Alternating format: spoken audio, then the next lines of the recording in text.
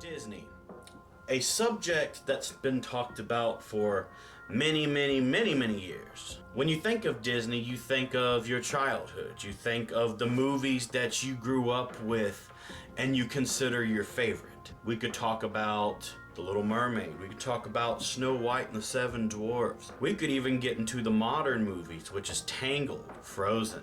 We could even get into The Princess and the Frog. However, did you know that a lot of the Disney movies that you've watched actually have had a dark origin to them? Well, in this video, your friendly neighborhood gaming machine is going to be talking about the top 9 Disney dark origins. Now, these are 9 that I specifically chose that affected me the most while not only doing my research, but also from me growing up. What was the most traumatic origins to Disney princesses or even Disney stories that boggled my mind researching or as I got older versus what I watched when I was a kid? So, your friendly neighborhood gaming machine, Onyx Spade, is going to be giving you the top 9 Disney dark origins. So, let's get started. Number 1, Disney's Frozen. Frozen is a movie that I enjoyed, and even my niece. She told me that she loves Elsa and, all the characters that are in it. But little does she know and other people that in the original story, which was called The Snow Queen, the lady with the power of ice is the Snow Queen, who is nothing like Frozen's Elsa. The queen abducts a little boy and enslaves him with her power, promising to only free him if he solves a puzzle and spells the word eternity. A little girl, with an innocent heart full of love and purity, comes and saves the boy with the power of true love, as her tears melt the splinters of an evil mirror lodged in his heart, and the boy's tears dislodge the pieces in his eyes. So, it is a romantic love story, not a tale of sibling love, and the queen is actually evil. Number 2, Snow White and the Seven Dwarfs. According to Disney, as in the movie, upset by her stepdaughter's beauty, a wicked stepmother orders a huntsman to take her young daughter out into the woods and kill her, bringing back her heart. The huntsman can't do it and lets Snow White escape into the forest. She finds a tiny house where singing dwarfs, all named for their defining characteristics, live. They decide to let her stay and to take care of the house for them. The wicked queen finds out via her magic mirror that Snow White isn't dead and sets out to kill her with the famous poisoned apple.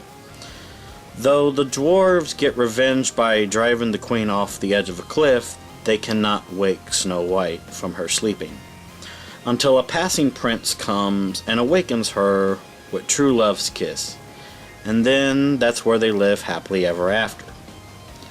But there was actually a different version of this story. Its origin story was much different and darker than what we saw in the animated Disney movie. Originally, in the first edition of the story, the queen wasn't a wicked stepmother at all. It was actually Snow White's actual mother, and she didn't just want Snow White's heart, she wanted her lungs and liver too. When she discovers that the huntsman hasn't killed Snow White, she sets out to try and kill her in 3 different ways. 1, with an overly tight corset, 2, with a poisoned comb, and 3, with the famous poison apple. And it's not true love's kiss that revives Snow White. It's a good shake that dislodges a piece of apple that was stuck in her throat. And the queen doesn't get pushed off of a cliff. She's forced to dance herself to death in a pair of red hot iron shoes. Dreadful, huh? Number 3, Sleeping Beauty. Another Disney tale that I was actually much of a fan of. but not because of Aurora herself, but the situations with Maleficent. But according to the Disney version of Sleeping Beauty, a king and queen throw a huge party to celebrate the birth of their daughter Aurora. But though they invite 3 good fairies, which each give her blessings, they didn't invite the evil fairy Maleficent. Angry about being snubbed, she gate crashes the party and gives the girl a curse. Before she turns 16, she'll prick her finger on a spinning wheel and die. One of the good fairies manages to modify the curse so that Aurora won't die. She'll just sleep until awoken by true love's kiss. That again. The fairies try to hide the girl and even meets and sings to the prince in the forest, but curses can't be hidden from, so she eventually does prick her finger and falls asleep. Maleficent locks the prince in her dungeon so she can't break the curse, but the good fairies rescue him. Maleficent turns into a dragon, because that's just plain awesome, but the prince pushes her off of a cliff and wakes Aurora with a kiss. Happy ending. But this is a video about dark origins. Yes, Sleeping Beauty has a much darker origin, so to speak. Originally, and this is an interesting one for everybody, because the Brothers Grimm version of this story is actually pretty close to the Disney version. Except it's a little bit different, though. The story was published by other authors before the Brothers Grimms got their hands on it, and those versions are pretty nasty. But you find out that, honestly, the prince doesn't wake her with true love's kiss. He actually rapes her, and she only wakes up when one of the children she gives birth to sucks the splinter out of her finger where she pricked her finger, and that's how she wakes up. Which, that's pretty gruesome. But that's actually the origin when it comes to Sleeping Beauty. I think most people will want to stick to the Disney version. Number 4. Cinderella. That Disney movie that many people remember from their childhood simply because, in a nutshell, it's a rags to riches type of story. But according to the Disney version of this story, after Cinderella's widowed father remarries and then dies, Cinderella is left at the mercy of her wicked stepmother and 2 ugly stepsisters. They force her to do manual labor and wear rags, but Cinderella, she is just such a sweet, kind, and beautiful woman that even wild animals love her and help her out. When the prince throws a ball, Cinderella's fairy godmother appears and creates a dress, coach, and footman for her so she can go to the party. The prince falls in love with her, but the magic ends at midnight, so she has to run away, leaving behind only her glass slipper. The prince travels the country, looking for the girl who fits the shoe, but her stepsisters sabotage her by smashing the glass slipper. Happily, Cinderella still has the other glass slipper in her possession, so she gets to live happily ever after, just like many other Disney princesses. Now, when it comes to the dark origin of Cinderella, there's many different versions, yet they are all very similar in their own ways. The original Cinderella story appeared in a volume of Charles Perrault's fairy tales, but in the Brothers Grimm version, which is a German version of Cinderella, Cinderella has 2 beautiful stepsisters. They just happen to be utterly horrible personality-wise. There's no fairy godmother, just white doves sent to help Cinderella by her dead mother, and the prince actually holds 3 balls. At midnight, on the 3rd night though, on the 3rd ball, the prince lays a tar trap for Cinderella, which is where she loses her shoe. When her sisters get a chance to try on the missing shoe, they each cut off different parts of their feet, told to by their stepmother, in order to fit into the tiny slipper. But because of blood dripping from their shoes, that gives them away. The prince eventually finds his girl, and at their wedding, the magic doves reappear to peck out the eyes of the evil sisters. Number 5. Tangled. Disney's adaptation of Rapunzel, or Tangled, is very recent and not very traditional. Rapunzel gets a lot more agency than most other Disney princesses, and her prince isn't really a prince at all.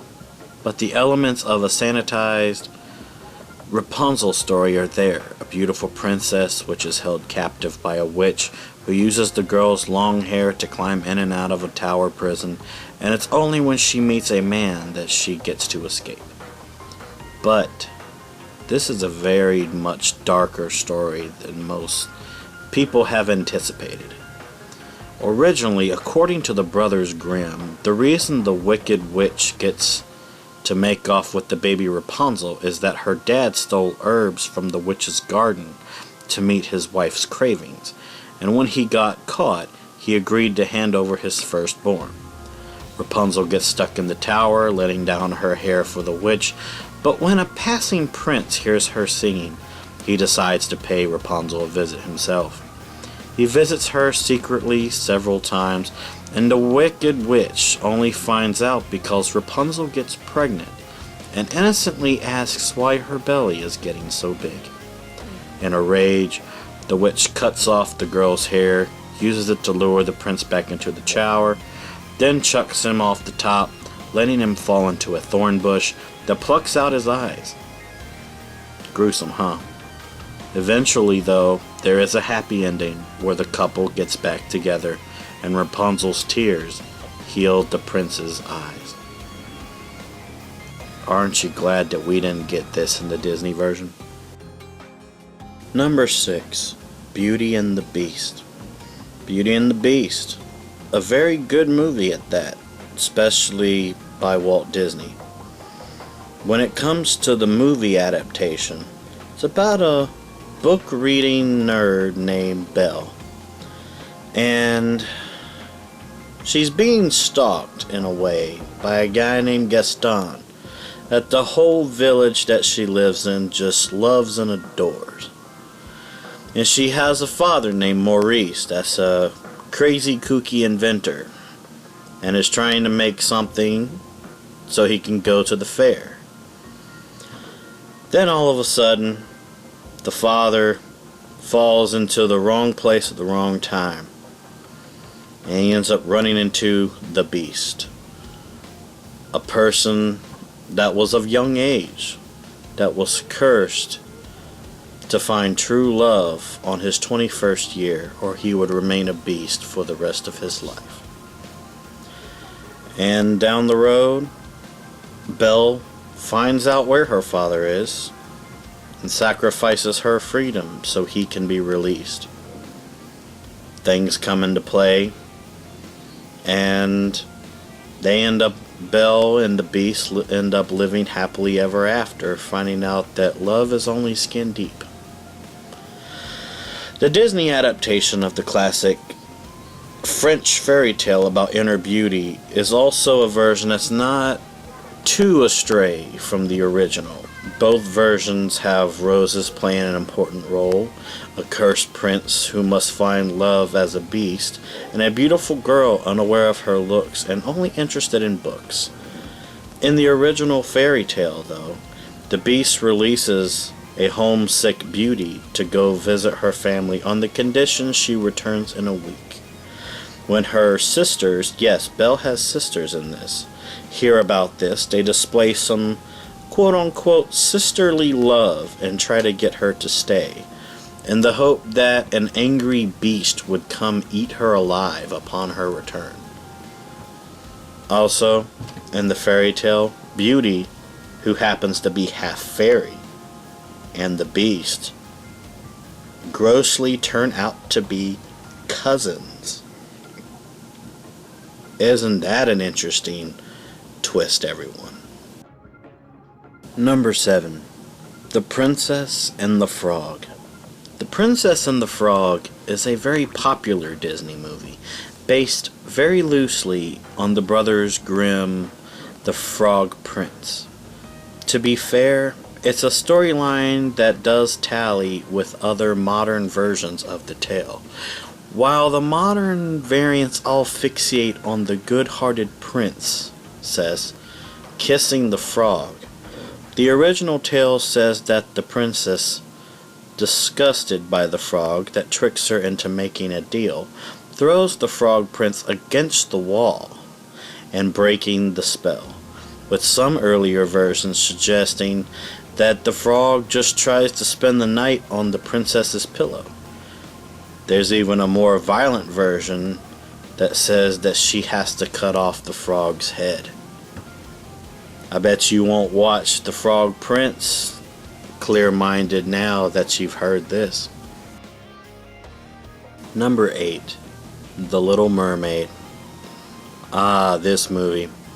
I wasn't much of a fan of this movie growing up, because I always thought that Ariel was just a stuck-up teenager that wanted to defy the rules of her father just so she could be happy.